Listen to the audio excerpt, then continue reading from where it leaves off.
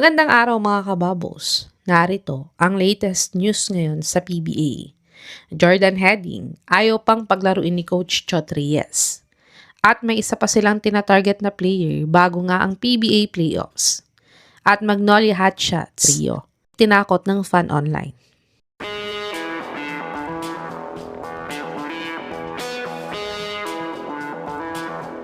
Nakapaglaro na nga kagabi ang isa sa mga bagong player ng TNT na si Mike Nieto. At sila nga ay nanalo sa Blackwater sa score na 108-82. At nakapagtala naman siya ng 4 points, 6 rebounds sa 12 minutes niyang naglaro sa debut game niya para sa TNT. Pero missing in action nga kagabi ang star player nilang nakuha na si Jordan Heading. Ayon nga kay Coach Chot Reyes, ay hindi nga daw niya minamadali na makabalik itong si Heading sa back injury niya at dagdag pa nga niya ay matagal daw itong hindi naglaro ng basketball.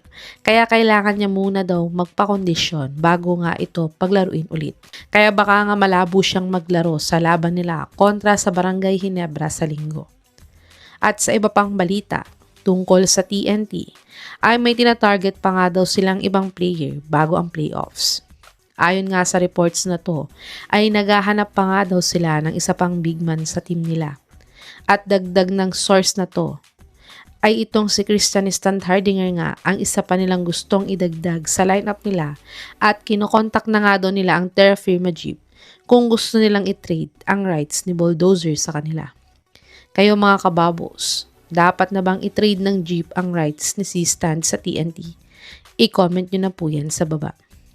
At sa dagdag na balita pa para sa TNT, ay nakabalik na nga ang super import nilang si Rondae Hollis Jefferson sa Pilipinas.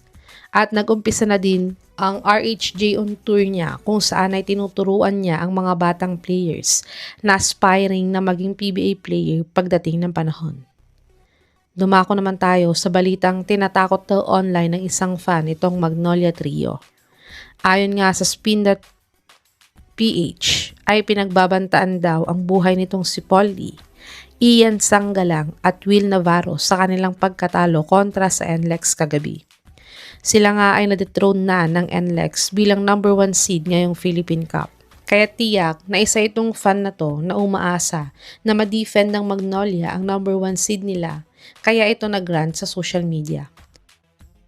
Sa tingin nyo mga kababos, dapat bang aksyonan agad ito nila Commissioner Willie Marcial at ng PBA boards?